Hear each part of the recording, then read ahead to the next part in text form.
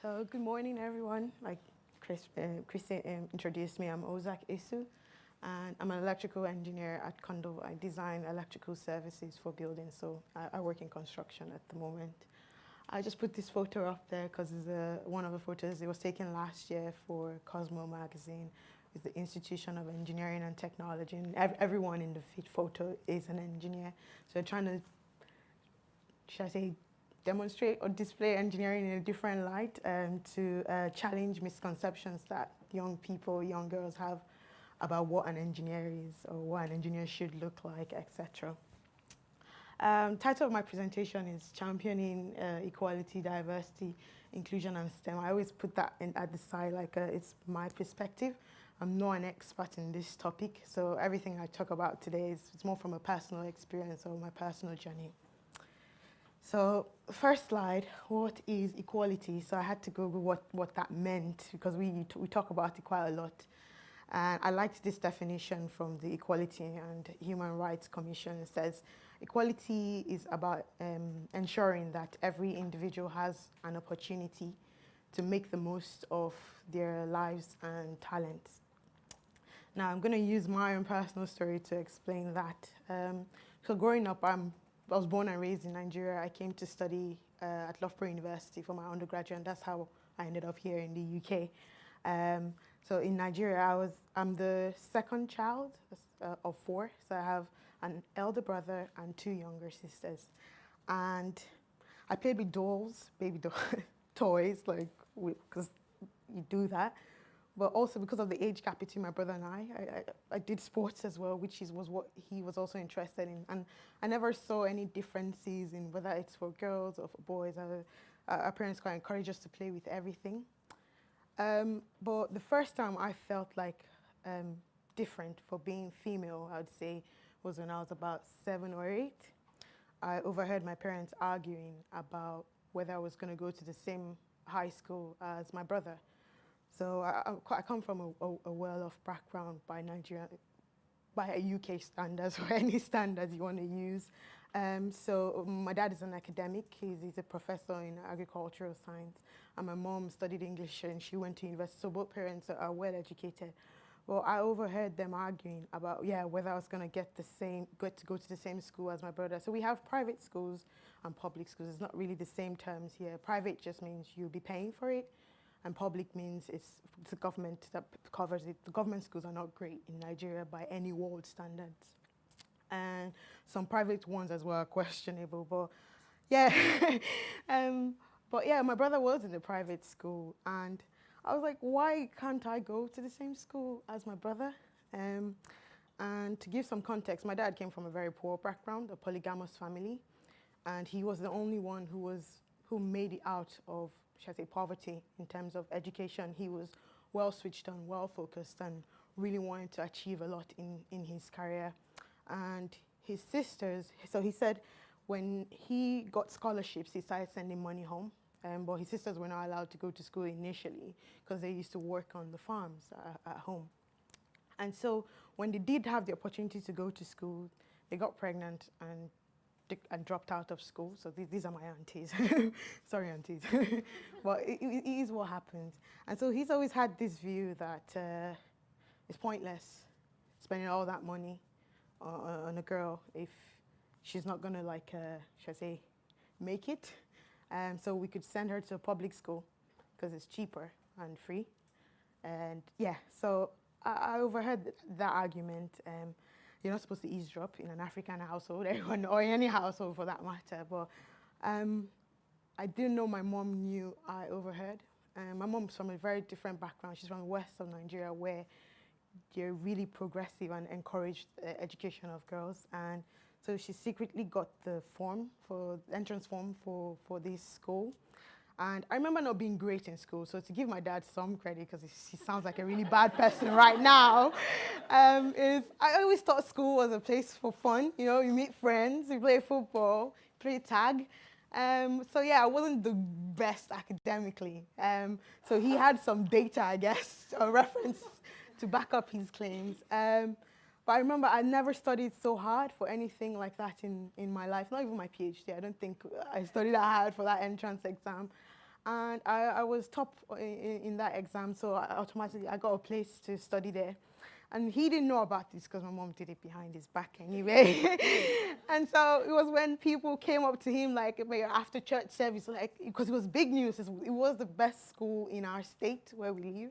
I was like, oh, congrats on Ozak's success. He was like, yeah, it's fantastic. Like, that's my daughter. It's like, that's my daughter. And when he came, I was, what's that? What was that about? And he said, oh, she got into Access High School. That was the name of the school where my brother studied. And he was so proud, but you could tell he also felt bad to think that he could be the reason to hold me back because I was a girl.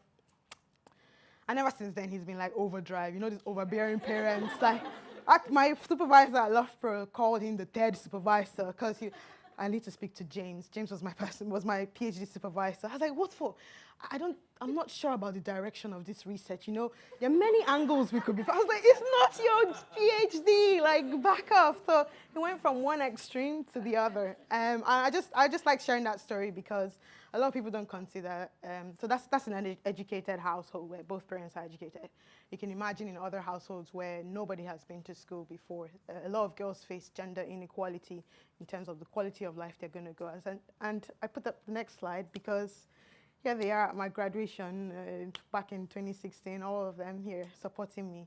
So that was to go to a local school in in Cross River State in Nigeria, like Calabar, that nobody knows of, to them supporting me at the highest level of formal education in a world-class university. So, yeah, I just thought I'd share that about equality. My next slide is about diversity. So what is diversity? The global diversity practice describes diversity as empowering people by respecting and appreciating what makes them different in terms of age, gender, ethnicity. The list is there, I'm not going to read it about. So it's about the mix. Now, gender, obviously, I've touched on that briefly, has always been an issue for my upbringing, even in Nigeria. But race was a new one for me, because in Nigeria, hello, we're all black. And so when I came to the UK, I was like, this is not my issue. I will just stay out of it. So every time people try to pigeonhole you all like black, I was like, I'm just a Nigerian. Just a Nigerian. Like I kept deflecting, basically. I just felt, I'm just here in the UK to do my time in this educational institution and go back to Nigeria. So I don't really want to engage in anything about race. But then you can't really avoid it for so long, especially when you go into research and you turn up for conferences and people ask you for tea and coffee because you're wearing black like everyone else who's serving tea and coffee. Or you're the only black person in an entire conference of 800 people. You start to feel, I don't know, it shrinks you in a way, but it's not visible. Obviously, you act like you got this covered, like, or you have a mask on. And so, yeah, the first time that happened, where it was at a conference for wind energy, which is what my research was in, and someone was like, oh, where's the coffee? I was like, oh, I don't work here. I don't know where the coffee is. She's like, I need the coffee. I was like, no, you don't understand. I don't work here. Like, I'm also speaking. Oh my gosh, I'm so sorry. I'm so sorry. I was like, oh, like he felt really bad about, I don't know, asking me for coffee. I was like, it's okay. You could just make it up to me by like attending my session later. And so from that day, I asked myself, should I stop wearing black to conferences or should I just keep going for it? So I always wear black to conferences because it was an easy win for me. I could guilt trip people into attending my session or coming to visit my poster. But in that moment, it also made me realize that I tend to take things as a joke way too much. I think I get that from my brother a lot. But on the serious side of it, why are there no more black people in engineering? Especially even now in the professional work, there's still not professional office or work environment. There's still not that many black engineers. So some of the work I'm going to talk about later talks about what I do for different organizations to try and improve that. The final one is inclusion. So inclusion is an organized effort that creates a sense of belonging. Now, I read somewhere that when people feel like they belong, they actually go on to achieve more. And I just put a picture up here from winning the Young Woman Engineer of the Year UK, IIT's Young Woman Engineer of the Year UK award, because I did feel like I belonged. So it's not a negative story, yay! It's a happy one.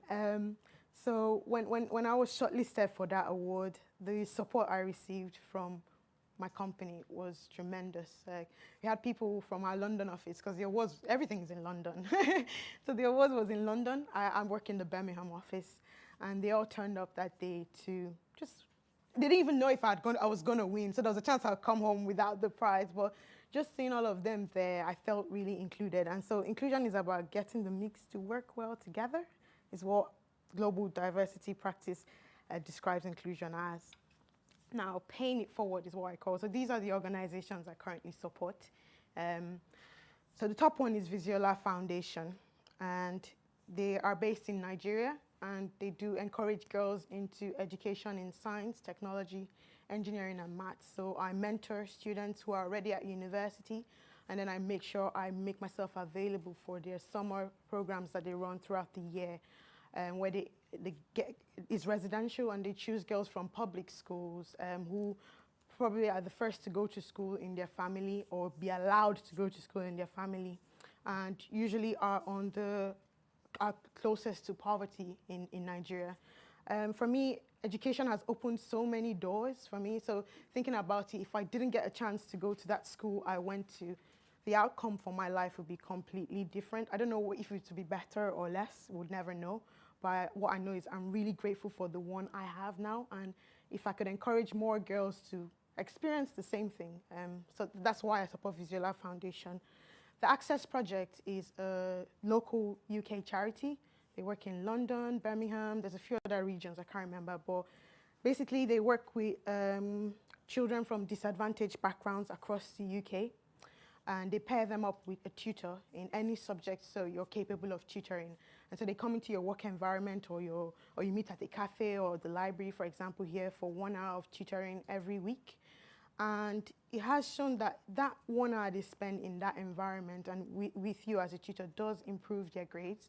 So I remember my first student with the project in 2015, when I met up with her, first of all, she couldn't travel because her parents didn't trust her to travel outside of her community. So that was quite a challenge. So I had to go to her, to a local cafe near her house.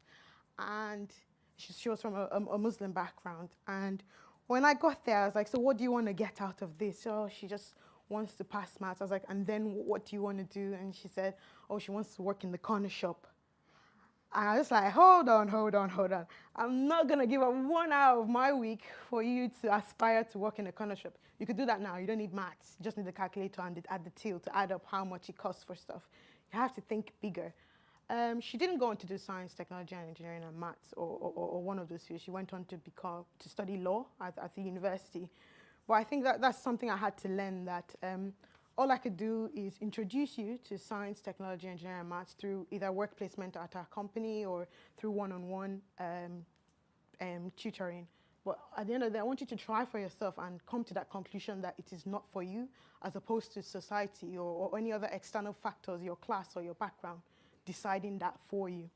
But I've gone on to tutor other people who've gone into engineering academics. Hey, so that's really great. Association for Black Engineers, Black and Minority Ethnic Engineers is an organization I joined in 2016.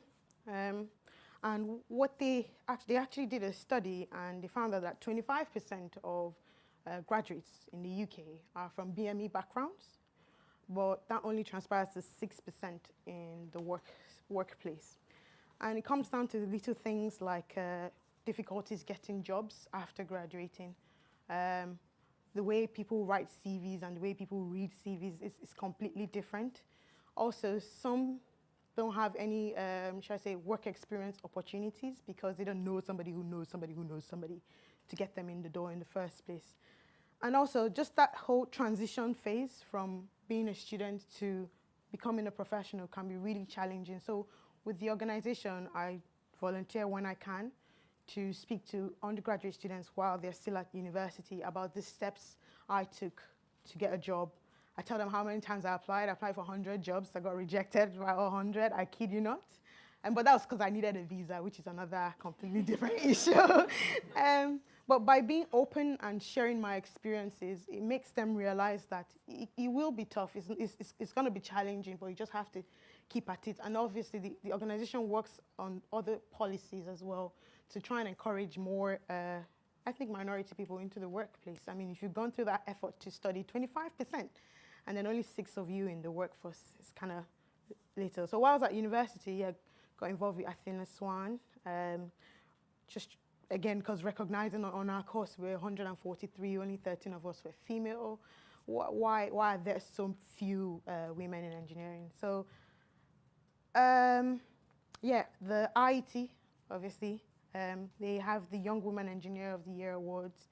And at first, I was very apprehensive about putting myself forward for that type of award because I felt I was one of those people who was always on the fence. I am an engineer. I recognize there's few of us. Why do we need an awards for just women and not for men? There's no, I don't know, male nurse of the year, or I used to make up jokes like that. But since winning the award, I was actually a colleague at AFB who nominated me for the awards, and I filled in my own entry as well. Because she told me it was £2,500 cash prize. I'm being honest, it was the money. But actually, since winning the award, I've been reached out to by a couple of people who say stuff like, you're a role model to them. I didn't think I would be able to do this, but seeing you do it makes me believe I would do it. So I think that if you're looking at your work you're doing today, role models is a key one, and we are all role models in whatever professions we do. We just need to make ourselves more visible and more accessible to young people. I just put a couple of pictures up. That's Melissa. I met her, I went to her schools. I go to schools as well to give talks in schools when I can, when I have time. And most companies these days do encourage you with time, but some of them are quite strict on how much time you're allowed to do that for. I met Melissa in 2015 in her school, and she didn't know what she wanted to do. So I was like, I'll just come in for a work experience day at our company. Because we work in construction, we have the different disciplines of engineering there. And you could try on one for each day of the week and see which one you get onto. And she came in with her friend, Nabila, and they finished the session. That was 2015. I didn't hear anything back. And then at the end of 2017, I got an email from her saying she's now studying what I studied, electronic and electrical engineering at Southampton University. And she was wondering if she could come in for a summer placement. Like, normally you do affect people's lives, especially all of you that are here. You're probably involved in one STEM engagement or the other, but you may not be able to see the result. But for me, that was the moment where seeing like somebody you met several years ago coming back, it was really, it gave me that assurance that I'm probably doing something right, and I just need to keep at it. So I put that picture up there just because, yeah. Second to the last slide. Why bother? Because I hear people say, oh, back in my day, we didn't need anybody coming to tell us what science and engineers do. You just did it. But low visibility is a problem. So a survey by BBC recently showed that they did a survey of children here in the UK and children in other developing countries, so Uganda, Zimbabwe, Nigeria. And kids in the UK had lower career aspirations compared to kids from developing countries. And the number one reason was visibility. So a lot of them wanted to be footballers, reality TV stars, because that's what they see. That's what they see on the media. It's a big paid job. Whereas kids in Nigeria, etc., want to be engineers because they face everyday challenges that kids here don't face. And so they want to fix it. They want to be doctors because they have a family member that has died from a disease that probably could have been cured. So I think in the UK, it's very, very important that more people in STEM are very visible, because your visibility is what the skills, is what the UK relies on to improve that skills deficit that they currently have at the moment. So not many kids are coming in to study engineering especially. So by you speaking out and sharing what you do, you are helping to create that visibility. And I think another step may be having more programs, more cartoons that are geared towards engineering, or geared towards science. I keep saying engineering just because I'm an engineer. I mean STEM in general. We also need to look at retention. So we have all this work to encourage the next generation, but something I've noticed, especially in construction, is that the average age is 34, where women drop out of the industry. So you don't have enough women in leadership roles. And yeah, I always say role models like me at the early career stage also need role models in the boardrooms as well, because I'm looking up to people as well, believe it or not. Why bother? Economics is a key one. I found these statistics from the World Bank that says inequality in education of girls costs countries between $15 and $30 trillion in lost lifetime productivity and earnings. So if they don't do it for anything else, do it for the money, do it for the economy. And then that quote I talked about, belonging. Belonging is the third hierarchy of need for human satisfaction and fulfillment.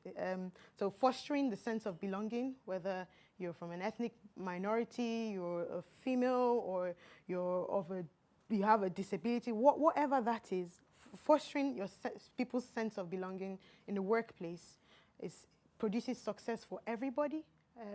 Because if everybody feels they belong and you can get productivity out of them, the entire business wins. So for me, it's a no-brainer.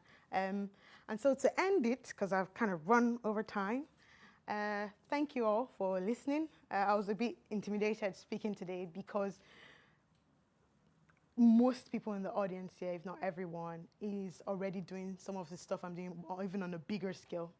And I'm looking forward to seeing the ideas you come up with as groups. And yeah, I just wanted to end by saying, by being present today, you are championing equality, diversity, and inclusion. And thank you for recognizing that more can be done and must be done collectively.